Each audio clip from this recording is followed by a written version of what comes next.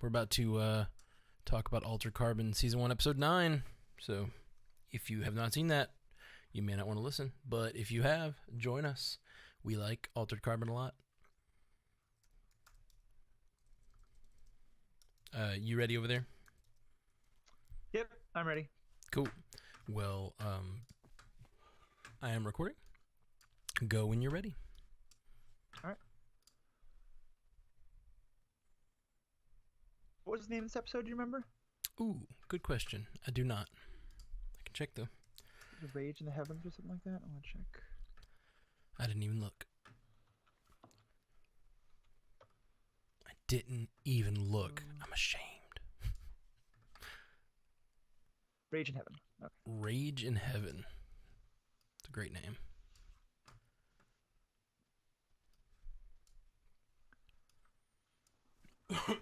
Excuse me. Today on the Bingers Assemble podcast. Oh, let me tell you. Today on Bingers Assemble, we are back to talking about Altered Carbon. Today we're talking about episode 9 of season 1. Whoops, I just looked it up in a second. And then Rage in the Heavens, right? Rage in Heaven? One more time. Rage in Heaven, is that right? Rage in Heaven. Right. Yeah.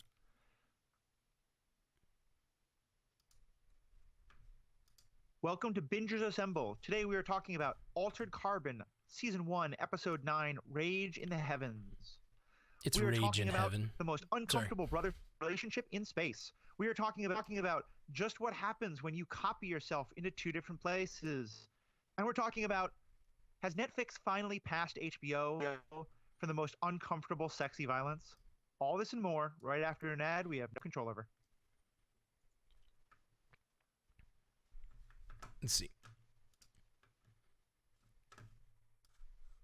Welcome to Bingers Assemble. My name is Matthew Carroll. I'm Matthew S. Fox. How are we doing today? I'm doing well. How are you, buddy? I'm struggling today, and I wanted to say a quick word about that. This has nothing really to do with our podcast, but you're a music guy, so let me restart that because that sounded way too much like an announcement. I'm okay. Last night we found out that John Prine, a great singer-songwriter who I was a huge fan of, passed away from COVID. And this is I don't generally feel like, I read about a celebrity dying and I'm like, oh, that's sad. But this is the first time that I've had my life touched by COVID in any way, in a direct way like this. I mean, not direct, just someone I was a fan of. Yeah, it was and I generally don't feel kind of much sadness about celebrity deaths, but for some reason this one really got to me. So it was this is obviously a very different kind of a tone, but kind of nice to have something to get me out of my thoughts, because I've been just listening to a John Prine album on repeat for most of the morning. So looking forward to talking about something else. Yeah, I'm so sorry for your loss, and it is a loss when you lose, especially an artist that you connect with in such a way. You wrote a beautiful post over on Facebook about him. I can't imagine. Yeah, I don't think I've ever lost an artist, a musical artist that I connected with in that way yet. And as I get older, a lot of the artists that I really love are getting older too. And it's really sad. It's interesting to me, and it's kind of an interesting thing for us as fans in general, because a lot of the time I will see someone post, oh, this actor died, and people are really, really pretty heartbroken over it. And I don't think I ever really got that until now. It's not like this isn't like the death of someone I know. I mean, I was thinking about how this is the first time I've been at all really affected by someone actually dying from COVID-19. And in some ways that's ridiculous. I didn't know this person. I haven't thought about them. And, they have no idea they would have had no idea who I am. And so I'm sure many of our listeners and many people out there know people actual lives have been touched by this terrible situation. But it was definitely an interesting moment as a fan to feel that. So for anyone who is a big John Prine fan as well as myself, I hope you are taking some time listening to some of his music. If you weren't, not a bad time to check something out, because he was a really gifted singer-songwriter with a lot of interesting takes on some complicated emotions. Yeah. Hey, can we and pause? With that, shall we transition back to this episode? Can we pause for just a second? The delay is way worse than normal. Are you doing anything else on your internet right now that's like clogging it up or anything? Because I'm getting like a really slow reaction times and stuff. Yeah. I don't know. I'm trying to make sure I don't have anything on my end. Right. No, I'm close. I had like 1 or 2 windows open, but yeah, no, I'm not downloading anything. I'm not uploading anything. Okay. Just checking. Let's try hang up on Skype and call him back. It could just be a bad connection or something. I don't know. It's just really slow response time, which for the conversation could get annoying. Of course, yeah. Okay, I will keep the same file open in Audacity, so we've kept all that recorded. Yep, that sounds great. But I will hang up and then give it like a minute and then call me back. Okay. All right, bye. All right. Well, now that Matthew Westfox is off, let's talk bad about him. Just teasing. Yep, just gonna wait here a second. Wait for this to reboot. Hope you guys out there are doing well out there in the live stream. Sorry for the delay. This is the kind of thing you get to see the behind the scenes, the kind of things that we don't consider worth putting in the podcast. You should be thankful for the editing that we do, so you don't have to sit through this on the podcast. You know. I hope you're all doing well. I've had a busy week. It's weird how busy I've stayed. Given that everything's shut down and I have no work, yet still really busy. I stay busy with artistic endeavors and podcasting, but this week has just been a little insane. Let's see. I guess I'll give him a call back now. Been about a minute, I think.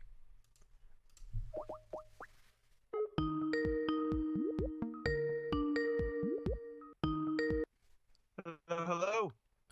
It's still pretty bad, but we'll just go with it because it's what we got. Okay. All right, and it may get better. I don't know what's going on. I'll try to make it better as we go. It may just be the fact that we're in the middle of this pandemic and everyone's home using the internet and we're talking from across the country. And it is a thing. Like, I've noticed working with different podcasters, the distance you are from someone can really greatly affect sometimes. So, I'm sure.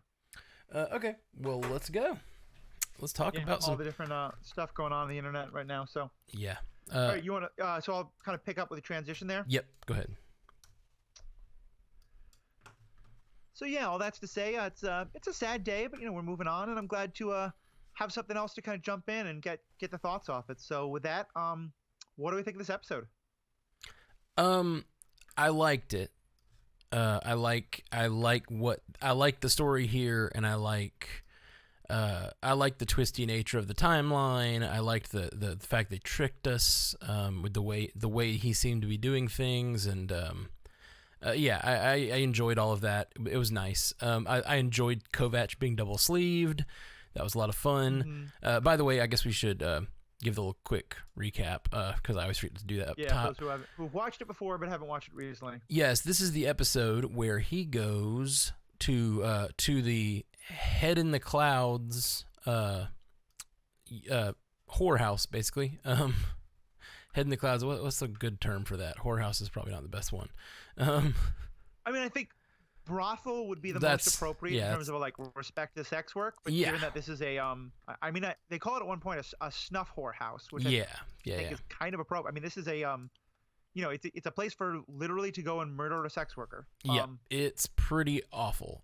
So this is the episode where they go there with a plan to destroy her backups, so that they can get Raylyn where she can actually be killed or captured. So that's what this episode is, and it's a really fun episode of spy and espionage and all that, and in planning, and like it's a heist episode.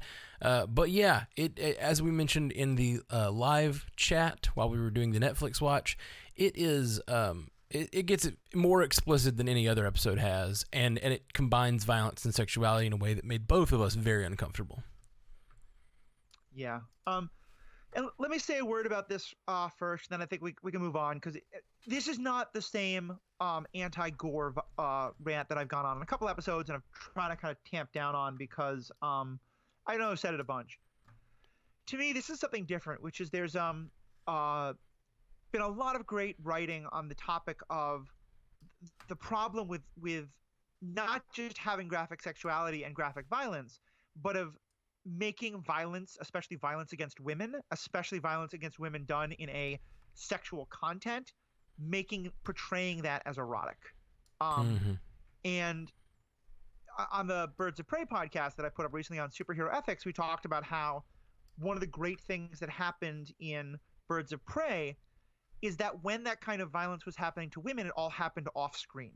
And we were able to feel the emotional weight of it without having to see it. And when it was funny because the first time they started talking about Bancroft going to this place and doing these horrible, literally like murdering women for his own sexual gratification, to the first time that story was told, or at least the first half it was told, we didn't really see it happen. And I really appreciated that because I was like, that's a nice way for the camera to look away. But then we went back to see it, and it was portrayed in a way that I think was very intentionally done to be kind of like both titillating and horrifying at the same time. Interesting. Just like little details like the how smudged the woman's makeup was. The Marianne when she was like scared and running away. The way in which the sex was shot, I think, was meant to be. And Altered Carbon is hardly the only show that's doing it, but I was disappointed to see them go into that cliche, because it's the one that is. The violence and gore is one that I just find unpleasant and would rather not happen. This one, I think, is there's a lot of misogyny going on in that. That's interesting. I did not, and I mean, like, maybe because I was deliberately shutting that part of myself down or whatever, or very, found this all morally abhorrent what these characters were doing.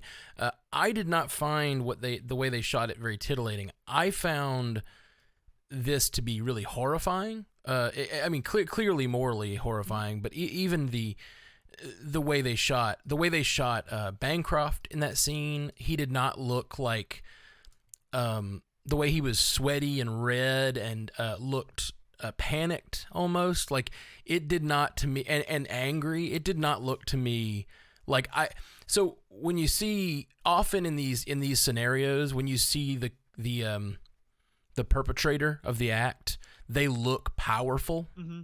And I thought they did a good job of, even though he was physically powerful, kind of making him look small. And I'm with you that I think they went too far in this scene, but I did think there were some distinct markers of them trying to make this make him not the hero of the moment in those scenes, and make him look like a villain and not like someone you want to put yourself in the shoes of. There's actually really interesting when I talk about sorry, the delay is a little rough. When I talk about my dislike of, and I'm going to get a little explicit here. Apologies. It's directly from the episode, so if you've seen the episode, but if you're not wanting to hear it retold, then I understand. But there's a line from the I always mention this line as a line that I really don't like when they combine sexuality and violence. And there's a line in the musical Repo Man. Have you ever seen that musical? I have, many years ago, but go ahead. There's a line in the musical where one of the characters says, if there's not a hole to fuck, I will stab her and create one, basically. And that line grosses me out so much. I really that's like my example of a line that I hate. And what I was confronted with in this is they had the exact same line. Like that exact same concept was presented in an even more horrifying manner and more explicit manner, but in Repo Man it's treated as a joke and it grosses me out. Like, watching that grosses me out. I don't like it for that reason. In this, it horrified me, but it did not give me the same, like, this is being trivialized. It was, to me, the reaction of Vernon and the reaction of this girl and the sadness and how he felt. He was seeing his own daughter in her, and when he's trying to like lay her down and puts the blanket over her, like it made me sad, it made me horrified, it made me feel a lot of things, but it did not make me feel like they were treating it in a trivial manner, which is what grosses me out so much about that Repo Man line. Right. And so I don't know. It is different. I agree with you. They went too far. They showed too much, but I did think that they handled it in better ways than other things have. That's fair. And I want to be very clear. I'm not saying that like I got turned on watching the scene by any means. I don't think most people would. I think when I say titillated, I'm talking about something much more subtle. I think that there's great writing done on the concept of when a woman in a horror movie is what they call sexy scared. Yeah. Where like you're seeing her be scared of what the terrible thing is going to happen, but she's shot in a particular way that is very much like almost eroticized in a way that like it's subtle. It's not that anyone's going to watch it and be like, oh, that's hot. I think 95% of the world is going to, or even more, is going to watch that scene with Bancroft and with Bancroft, but with Vernon, like, when the sex worker is literally talking about like allowing someone to disembowel her or to, as you say, like cut a hole in her that he can use sexually. I don't think anyone is like actively like, oh yeah, this is a hot scene. But I think that they're just doing little subtle things that you don't even realize are making it more appealing, make a lot of people want to watch it more. And I'll see if I can find a link to this that we can put up, because there's been a lot of great studies on this and how it works on our brains in ways we don't even recognize is happening. Yeah. I guess. I just want to be very clear. I don't want people to think that I was like, oh yeah, that's a sexy scene, but it's uncomfortable. I am. No, I agree, and I think just as horrified by you. Sorry, go ahead. Go ahead. We're just got to. Sorry, I agree with you. Go ahead. You go. To me, I think it's just that. Yeah. Sorry, this lag is terrible. But my point is that I think that we didn't have to see this. We didn't have to. Who was telling Vernon in the horrible way, all the horrible things that could be done to her. We didn't actually have to see her breasts while that was happening for it to be in any way less horrifying. He could have like quickly like put a blanket over her as one of the first things he did or something like that. So yeah, that bothered me, but I will say it was a very effective scene of further driving home this idea of just how horrific it was. And I'm wondering if what bothered you, there was one line that bothered me more than anything. I'm wondering if it hit you the same way, which is, I'm honestly, scared to hear it. Any of the specific stuff she was talking about, it was when she says, "You have to kill me or else they'll fire me." Yeah, I wrote that line down. Yeah, because it's just we've talked a bunch about how, what is the nature of choice, and like, were those knife fighters choosing to be in this fight? Well, but what does economic reality do? Are you choosing this if you're in a terrible economic situation? And if you generally, it's like, I can't get fired, I might die, I might starve to death, I might not have a home. And now when it's so extreme that it's like, you have to kill me or I might get fired, I mean, that whole thing is turned on its head. And to me, that was just the most horrifying thing in the world, because it really just highlights that this is, this is what economic slavery looks like. This is what it looks like when you have so much economic power over someone else that you can get them to allow themselves to do something so horrifying because they need the job. I agree with you completely, but I also would push back in that this show doesn't seem to think. This show, like, clearly there's something horrifying about it, and especially from our current context, there's something very horrifying about all of this. But this show seems to really draw a distinct line between this girl wanting to do that and that's okay to some degree, and then the real horror of this is because Vernon knows that if he does that, she's actually dying. Like, she's actually sacrificing herself. And they have built this world that Ray Lynn has built this funnel of girls that bring them into this room that think, I'm going to do this thing that I am very excited to do because of the kind of money I'm going to make, but without full with she's tricking them into actually dying, which is it's so horrific. This is horribly horrific in both contexts, both in our context and now in Altered Carbon's context. And it's really in this world, what I think the distinct line they're drawing between all the people that Bancroft has killed before, and then this girl, is that there's a distinct moral line that he won't cross and that he has crossed, and that even characters like Vernon and Kovacs seem to see the distinction there. I mean, we all see the distinction. It's worse. It's clearly worse. Right. To real dead someone, especially when they think when they're on board, but they think they're not going to be real dead. Oh, it was utterly horrifying. And I did want to highlight one other thing about the scene where we do see Bancroft murder the girl. Horrifying scene, but while we were talking about it, I realized like Altered Carbon is a beautiful show. Mm-hmm. Every character in it, unless they're intended to look dirty or something like some of the like sort of street people or whatever, every character we know has looked beautiful in every shot they've been in. And that shot of Bancroft, I think, is the only one we've seen someone where they didn't look cool. And I will say that, like, I think that is a choice. So, like, I agree. Totally agree with you. They went too far. It grossed me out. It made me feel horrified. It made me feel sick, the whole thing. But I do think they were making attempts to show that, like, to not show Bancroft as powerful or cool in that moment. I'll agree with that. I think I have trouble saying that the whole show is beautiful because I think, actually, let me put it this way. I think there have been many, many times where we've seen people be ugly and see people not look cool.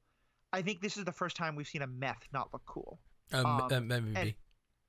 And on that, at least I will agree with you that they do show Bancroft as not a power, like that he seems repulsive and kind of lost in his just like animalism instead of like he doesn't seem at all like an attractive or a powerful figure. Yeah. Which I give the show credit for, but I still think that like you could have had Vernon find out this information in a, even if it's just, her telling Vernon and then later, the sister telling Kovacs. I mean, there was so much power in just that scene of the sister and Kovacs looking at each other as they're all of these like webs that she is trying to do are being unraveled. All of the sense that she has had of, feeling like she's built this entire thing to try and reconnect with him, and it's all coming apart. I think you could have told that entire scene without showing it, and it'd be even more powerful and evocative because you would have seen what's happening between the two of them.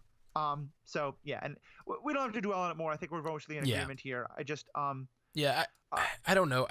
I do think there is power in showing something there. I mean, I clearly was disturbed by it too, but I do think there is power in some sort of visual representation of the horror, and I think they tried to make it horrifying, but yeah, there's no way to truly make it horrifying without some titillation of at least some people, and some people might enjoy it for the wrong reason, or there's all kinds of ethical issues with showing this kind of stuff. Yeah.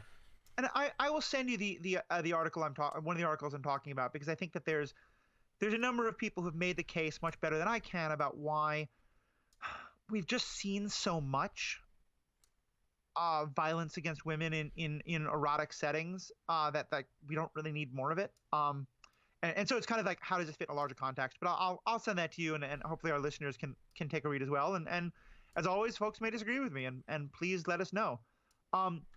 The other thing I wanted to talk about, though, on the subject of uncomfortable eroticism, maybe you didn't get this, but I feel like on the last episode we talked about, like, is there a weird sort of incesty sub-theme going on in how the sister is relating to Tech?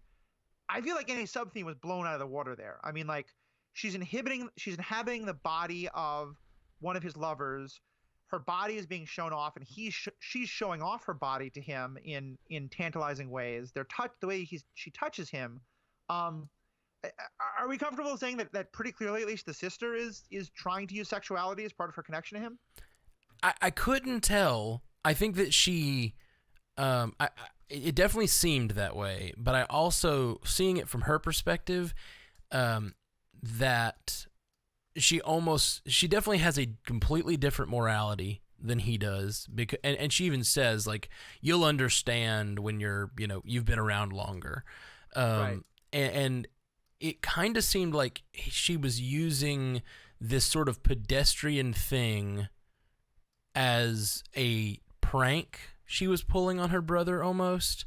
And like when he finally realizes it, she's like, it took you way too long. And like, it kind of felt like a petulant little sister at the same time as what you're talking about, which shows that she has no mores at all. Like Right. there are no rules for her. She says it in that scene. And so like, I don't think that, that what you're saying about an incestuous relationship, I don't think that would be out of bounds for her necessarily. Mm-hmm. But I also think there's also just like a thing, an element to it that it just doesn't bother her because she just doesn't care. It's not something that she even considers. She doesn't consider anything. She just does what she wants to do completely. I think I agree with you on both there, because I think it also ties back to this thing that we've talked about before, which is that, like, one of the things that happens with the meths is that they just kind of like, you're there for that long, you have that much power, you have no consequences whatever in your life, and so you start thinking like, oh, morality, that's for those lower people, you Mm-hmm. know. Like I said, there's a theme that's been explored in a lot of other places, especially in a lot of great vampire writing. And I think it's that in general, but also the more specific. There's a point that you were bringing up a lot in the early episodes that I think we're really seeing paid off here. That once you have done so much to inhibit so many different bodies, the idea that there is anything moral that there's any moral questions in any way about what my sleeve and your sleeve do with each other is just totally alien to her at this point. Mm-hmm.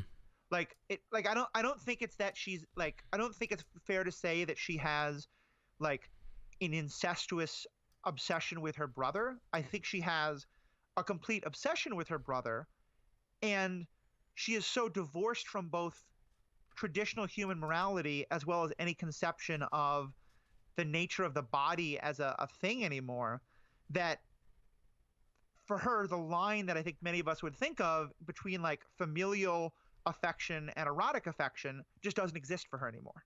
Mm-hmm. Especially because I think so much of it's about her teasing him in ways like that. Right. And her, just in general, the way she thinks about sexuality and morality, just doesn't register for her at all.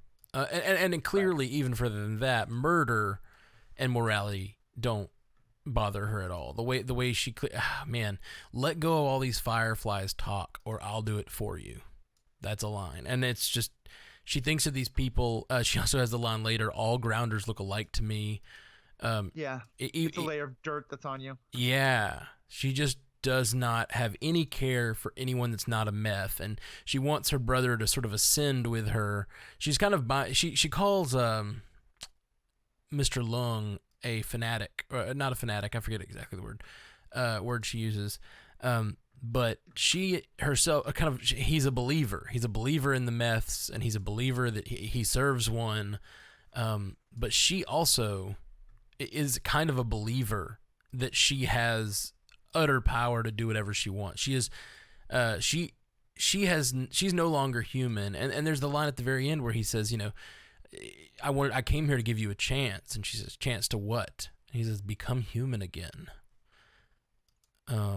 Yeah. I loved all that stuff. I loved all that stuff a lot. No, I thought it was so good. I thought, because I certainly do feel like she's got an incredibly unhealthy obsession with her brother. But I thought it wrapped up in everything about her being a meth made a lot more sense. I will say that I don't know how you've done this in the arc of the storytelling, although actually I have a kind of an idea that I'll get to in a little bit, but I wish that we got to see an episode that was like, okay, now that we know who she is, let's now get a flashback episode of her story that takes her from, maybe even the moment that he abandons her at the very beginning, when they first get taken in by the cops and whatever. Because part of what I'm wrestling with is she is a degree of obsessed, especially in the degree to which that she is able to convince herself that Tech would be morally okay with all the things that she's doing because he wants to be with her as much as she wants to be with him. Like, Yeah. on some level, I think that there's a very natural progression that could be followed where her becoming a meth and her going through all this moral degeneracy would lead her to that place. And I think that would have been a great story to tell.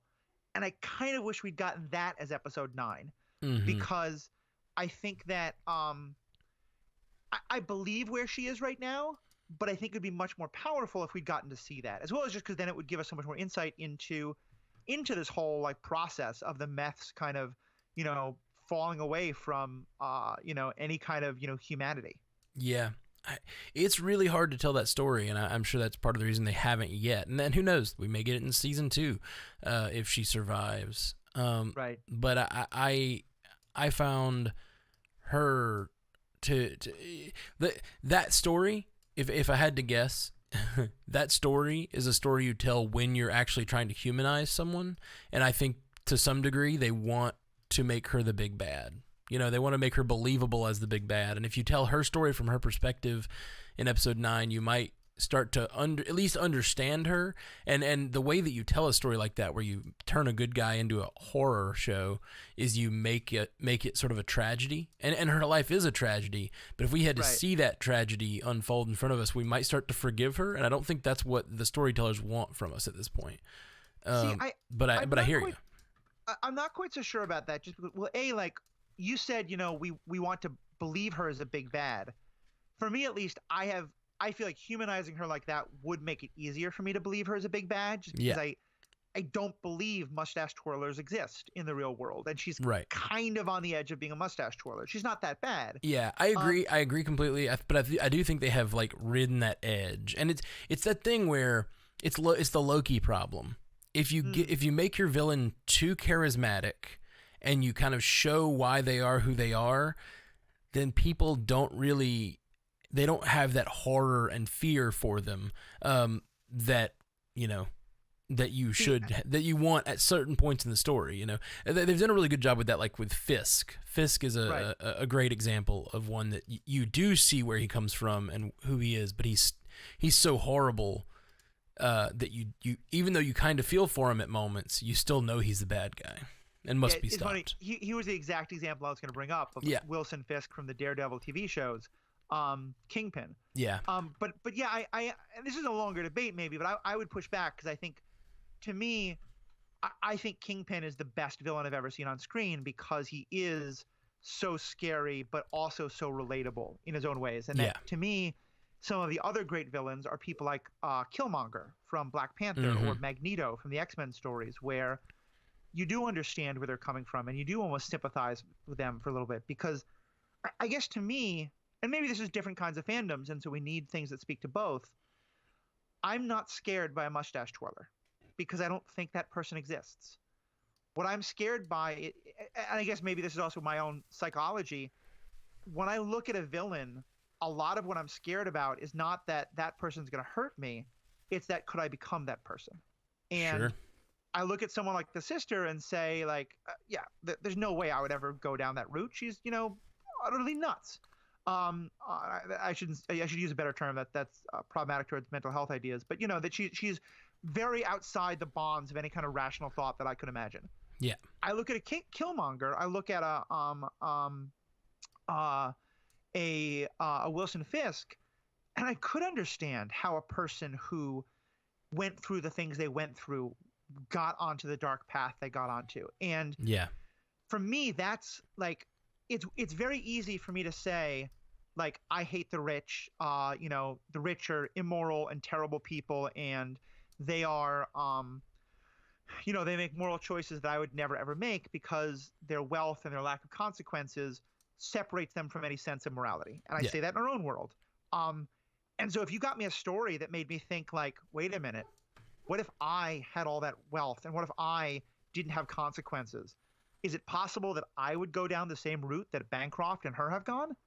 That to me is a terrifying story, because then it's making me look at myself instead of just this outside person. Yeah, I'm with you. I agree. I don't mean to push back that they shouldn't do that episode.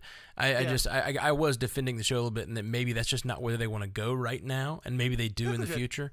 But it also another thought of why they might not do that right now is the nature of that episode.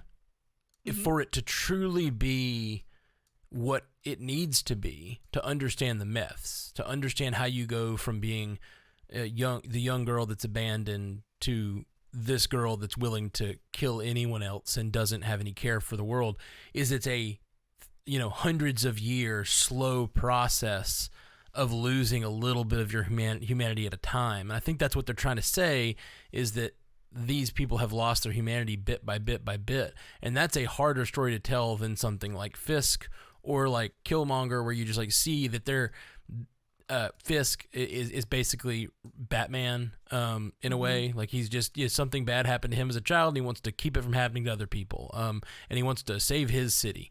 And then you've got Killmonger, who feels like his people are being trampled on and he wants to stop them. Like those are very simple, direct things, but the slow progression of descending to be who she is and completely amoral the way she is. She's not fighting for anyone. There's no like good motivation behind what she's doing, except for maybe the love of her brother, but even that is so toxic. She is a mustache twirler, and at this point, I think the idea of the show is the thing the show is supposing is that if you have that much power, it's the absolute power corrupts absolutely argument.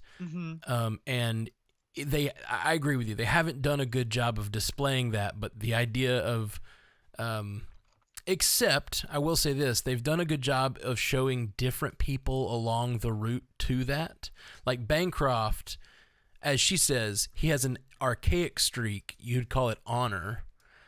He is further along that spectrum than Kovacs or any of the other people we know in the story, but he is not as far along as Raylin. And so I think by showing us other people and how they have creeped along this path, because I can't see becoming like Raylin, but I can kind of see the Bancrofts of the world that just like, you know what I mean? Like, so if you can see yourself in degrees, or like, I can't see myself becoming her, but maybe I could see how some of these socialite people got where they got, but then I can easily see how that socialite would become her. You know what I mean? Like, so they're right. Showing it in degrees, whether they're showing it her actual story or not.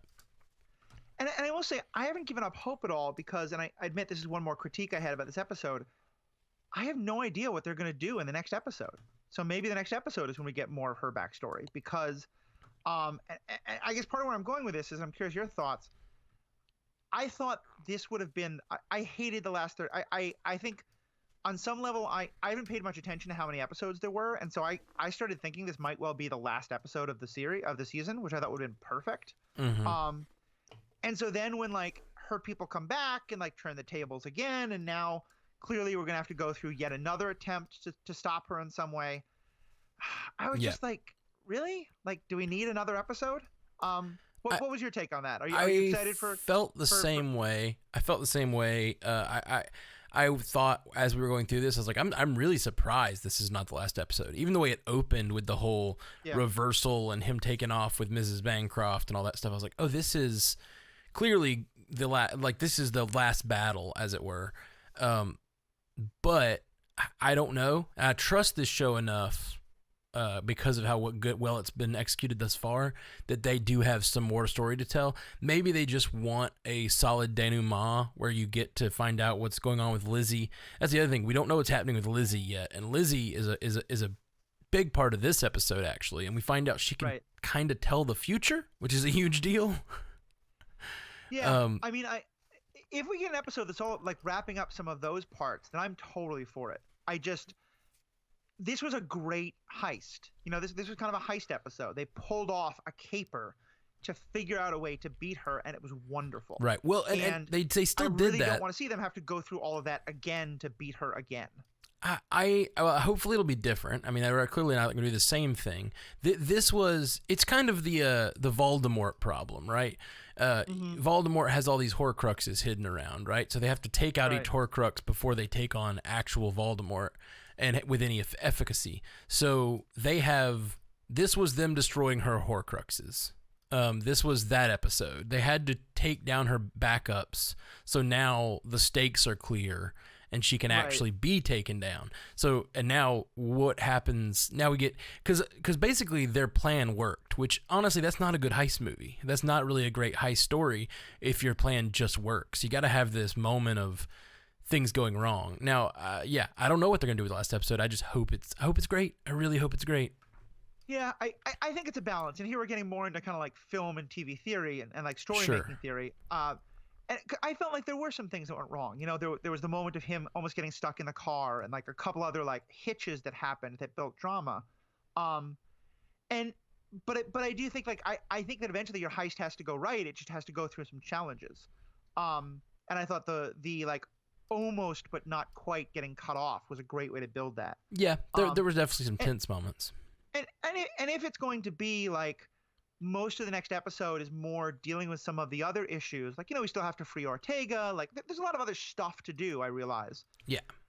I'm down with that. What I don't want is to see 20 more minutes of them figuring out another way to take her down, you know? Oh, no. I think now we're in the end game one more now. Big fight scene, but that's about all I want.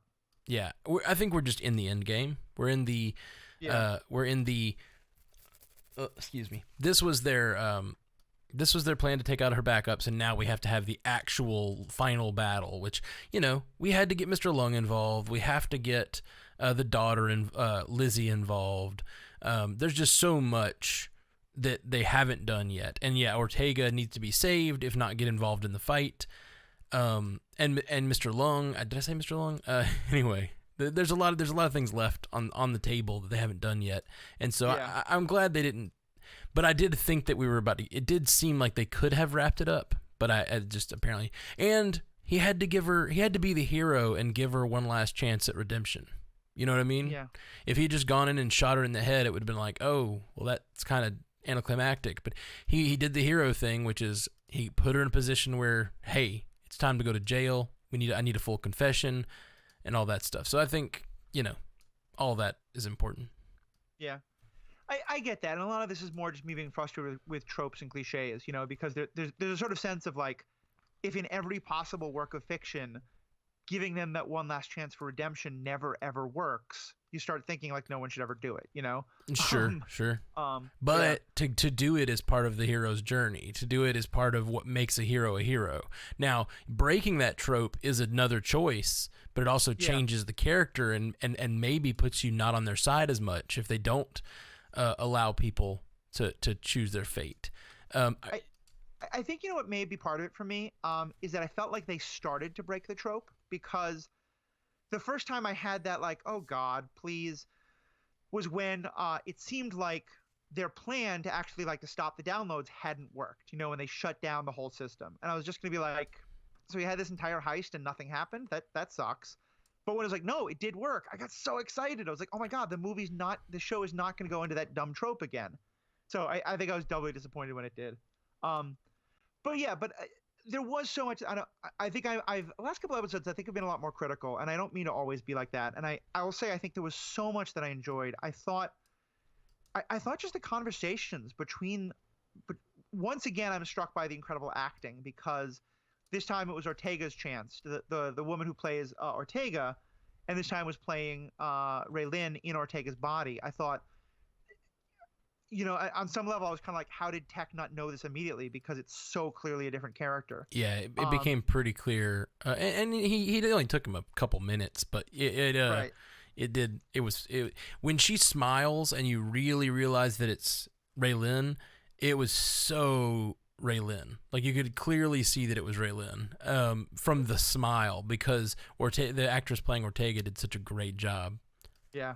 I imagine I wonder what it was like to sort of hang out with the actors and be like, oh, okay, so you're gonna play me today. Wait, you think I do that? Like, I can see that being like such a both fun but also really weird experience to see someone try to play you. Yeah, absolutely. Um, This again is reminding me of Dollhouse, which is something that happens on Dollhouse a good bit. I'm sure, Because yeah. Dollhouse is all about them downloading different consciousnesses into these dolls, and the girl who plays Raylene is one of the main characters, one of the main dolls, and so it's just funny to see because I've seen this exact thing happen before. I've seen Eliza Duthku playing the Raylene actress. Like it's just funny it's funny to see that all happen. It's funny when she stands up out of the bath and shows off her body and says, I can see why you like this one." Yeah. Because you think about being a person, like an actress who has to pull off that line. Mm-hmm. Like, yeah, I'm kind of baller. Look at my body. Yeah, it's funny. I hadn't even thought of that, but yeah, but from the actress's perspective, that's such a like self-praise moment. Yeah, You know? so funny. So funny. That's kind of awesome. Yeah, love it. What did you think of? So now we finally do have the answer of like what was presented to us, at least at first, as the central mystery of the season, though it's clearly not. But we now know what happened to Bancroft. What do you think of the way that story played out? It is exactly what I thought it was 2 episodes ago. He did something so horrible, and then he couldn't live with it. So yeah, I think it makes total sense from his character. I like the character building that it did with Bancroft. That the idea that he has some archaic sense of honor. And it's interesting because it doesn't really make him a better person. As she said, he thinks that forgetting it will clean his hands of it or something like that. Right. But yeah, he couldn't go forward. It's just great character building. I love it. He could not go forward believing what he had done. Like or Right. with what he had done. He had to kill himself, or at least. Stop, but kill himself without consequences. So there's that. Well, that was the part that and maybe I'm going to go back to the episode because he very intentionally tries to destroy his stack, not just to kill himself. Mm-hmm. I thought what I was supposed to get out of this was that, and he forgets about this later, but that he was trying to not download himself again. He was trying to on some level, he was so horrified that he wanted this to be the end of Bancroft. Oh, no. Is that not what you got? No. So if you're backed up, destroying your stack just deletes the last 48 hours. So that's the whole point of backups. That's why they can't kill Raylene in this last moment. So if you're backed up, and he was 10 minutes from his backup cycle, so he knew that if he let himself live for 10 more minutes, that he let that stack survive for 10 more minutes, he would remember these last 48 hours forever. And so instead, he blows out his stack so that a new version of him will be downloaded into a body and a stack in that facility or whatever.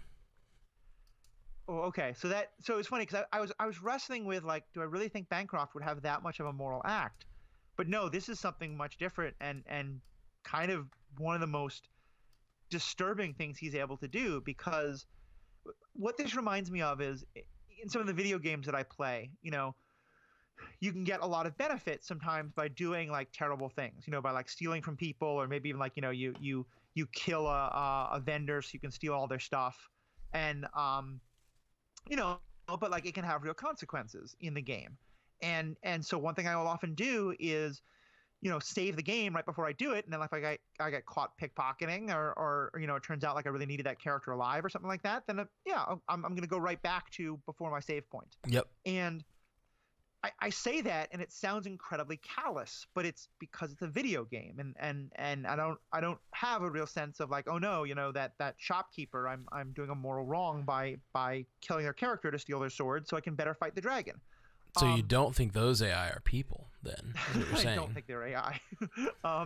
Speaking of which, check out in about 2 weeks. There will be an episode on the ethics of AI on Superhero Ethics Podcast with a lot of discussion of Altered Carbon. But aren't they AI? But back to the point was, aren't they? It feels like that's exactly what Bancroft is doing here, because what Bancroft is able to do is kind of treat this like a video game. Like he, maybe intentionally, maybe without wanting to, but it wound up kind of going into like, what happens if you go to the very darkest, worst parts of your psyche, and then was like, nah, I don't want to do that. Let's go back to my last saved point and just be able to ignore what I just did. Yeah. No, it's beautiful because it's the game that he is resetting is his own view of himself.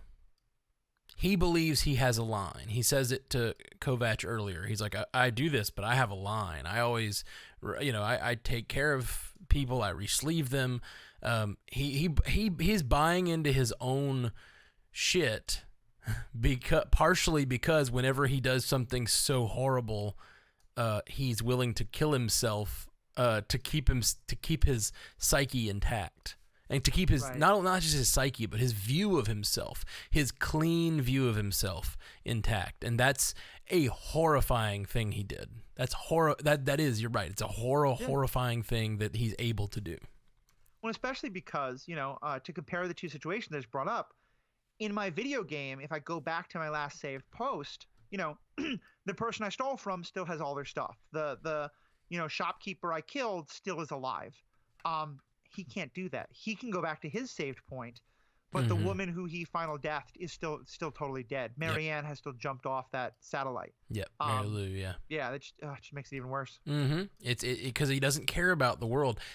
And that's the thing. That's what's so beautiful about this episode and this world is these myths. Basically, they're still people. And they're still making decisions like people make decisions, and they have just really clarified kind of who they are and what their motivations are and what they really want. And for Raylene, she wants her brother back.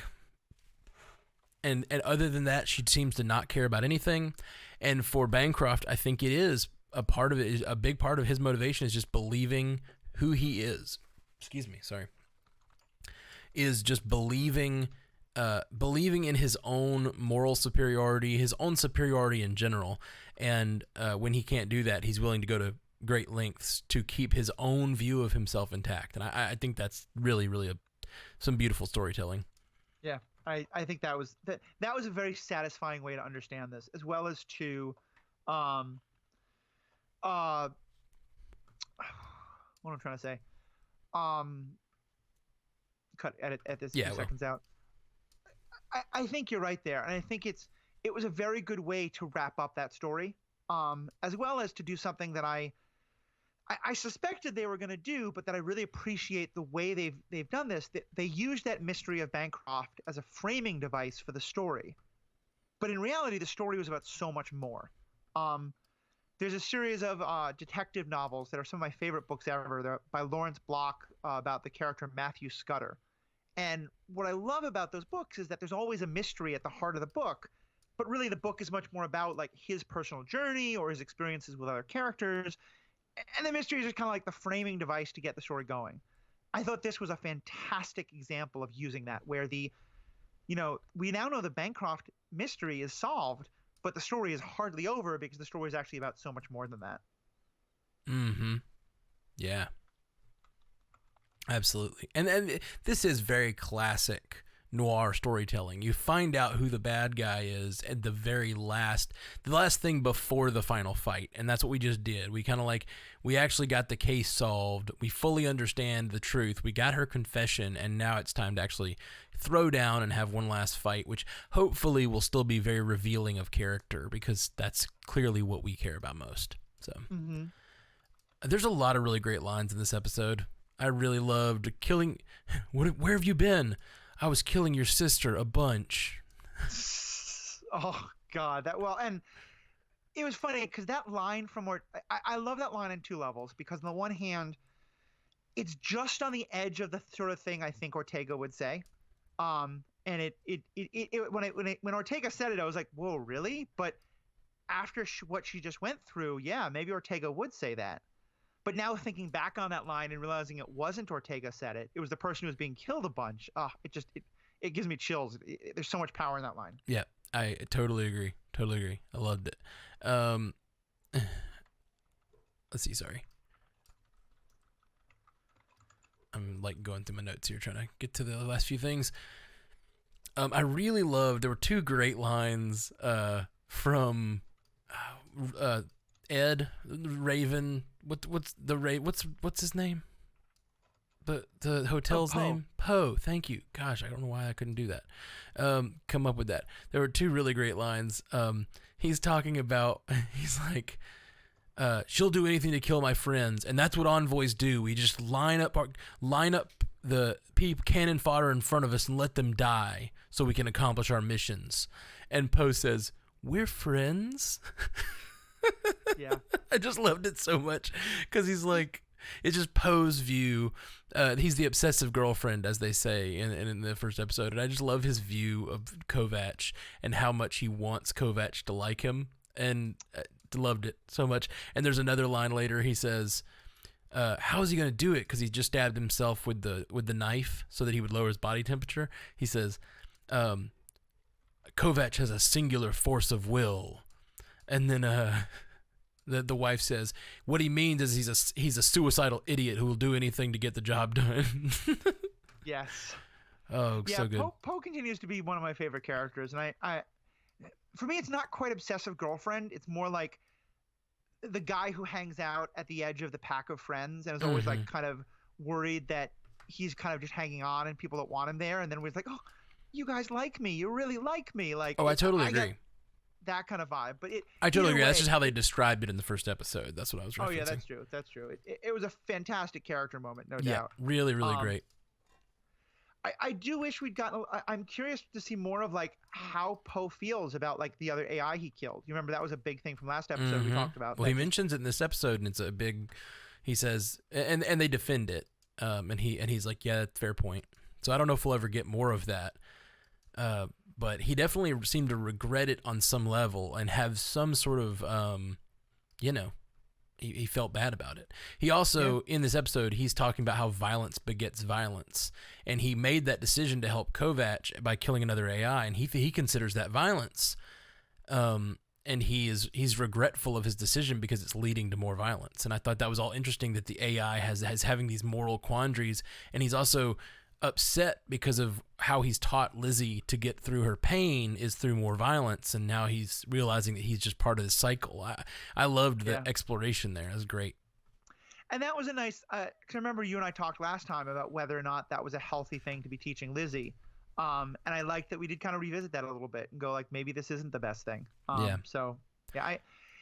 This show does something that a lot of shows don't, and it's one of the things I'm most critical of, and it's where I feel like the writers haven't thought out the moral consequences of what their characters are doing.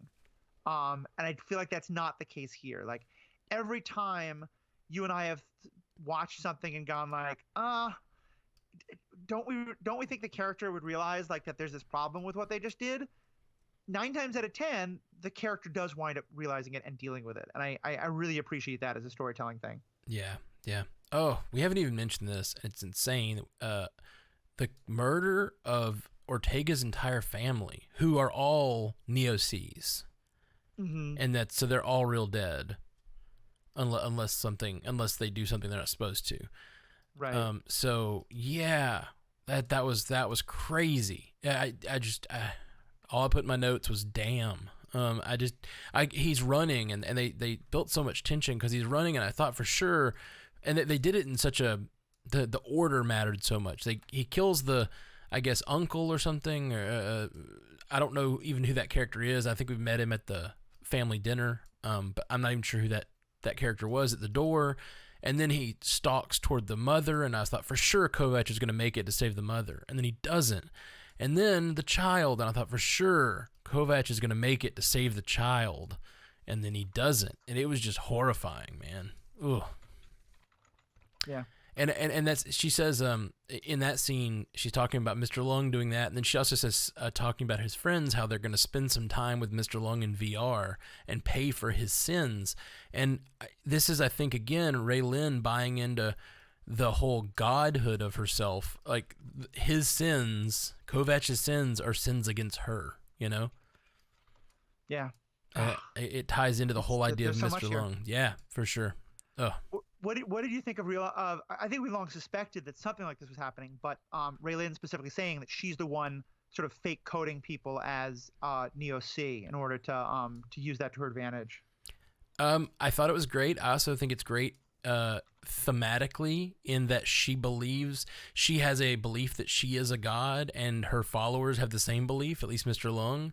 And so, like, for her to be religiously coding people, I think there's something thematic going on there that I thought was a good touch. Mm-hmm. Like, she's deciding where people go when they die. Yeah, that was all really good. And yeah, we knew it was someone, and it makes sense that it was the big bad. Mm-hmm. Yeah. I loved all her stuff about their mother saying, "I love you so much I love you so much I could eat you up," and then her eating pieces of his shirt when she was a child, and saying basically she's saying she's willing to tear him to shreds to have some of him, like as a character, and she's willing to make him go through whatever she has to so that she can have any piece of him that's left, and it's just such a toxic thing. Mm-hmm. Yeah. It's interesting how, I always say that what I like about science fiction is when it really holds up the mirror to our own world, and so much of this show is about tech and is about crazy things, but really it's about these incredibly human questions. Yep. What happens between a brother and a sister when the brother decides to make this great sacrifice, as he understands it, to protect his sister, but all the sister sees is that the brother leaves her. Especially because she didn't have an easy life. In some ways, it's, did it work to sacrifice himself like that? Like, yeah, that's a human story you can tell in any time and place. And I for all the critique I have of it, I really give the writers a lot of credit here. Yeah, man, I'm with you. I only had one more thing. It's just a joke, basically, but I did like it a lot. I really liked that the thing was called Head in the Clouds, because it's another sex joke named after it's another oh god, sex establishment. Yeah, it's another sex establishment named after, but this is the really classy one, so the double entendre stayed intact. The other one was called Jack It Off, but they just spelled it Jack It Off. This one's called Head in the Clouds, and it's spelled, it's a double entendre, but it's not so on the face of it. And I really liked it. Yeah. I liked that because it's exactly what we were talking about. They even touched on that. Like, we had that question of, like, why wouldn't they name it Jack It Off, like a jacket? And it's like, it's because they're not the classy ones. The classy ones maintain a little bit of decorum. Yeah. It's funny because I didn't get that at all from it. What I got was a kind of interesting, like, self-burn of, like, because often if I say, like, that person has their head in the clouds, part of what I mean is that they're totally divorced from reality. Like, that's not a positive statement. It's generally like that person doesn't get it. They don't understand. They have their head in the clouds. They don't see what's happening in front of them. And maybe they mean, like, all three of those meanings. So yeah, it's a good name. It's a good name. Really good name. Well, that's all I got. You got anything else about this episode you want to touch on before we shuffle off this podcast coil? I think we're about ready to go. Sorry, I laughed at my own joke a lot. I think we are ready for our Slacks to check out and be downloaded into New Sleeves on Friday to watch it again. Yeah, we'll be back Friday. By the way, we missed Monday. We had some stuff come up. We just couldn't make it to the cast, so thanks for putting up with us missing one, and we'll be back this week. And I'm excited. This is the end of the season, so we got one more episode, and I'm excited to be able to make it through the show in only 3 weeks.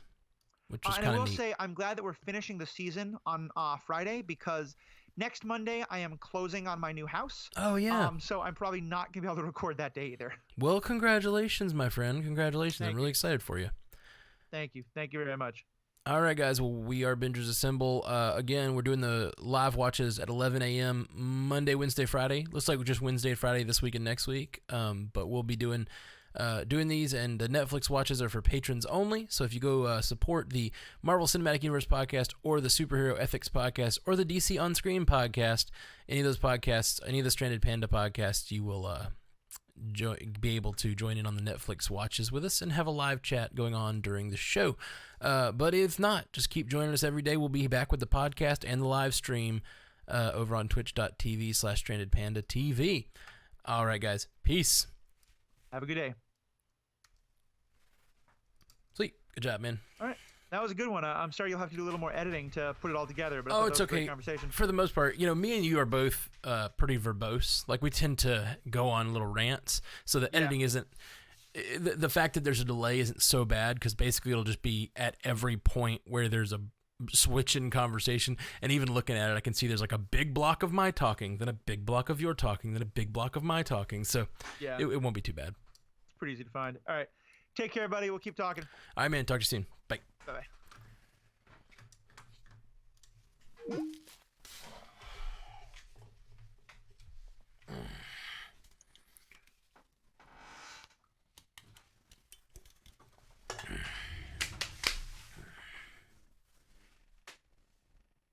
Bye, live stream.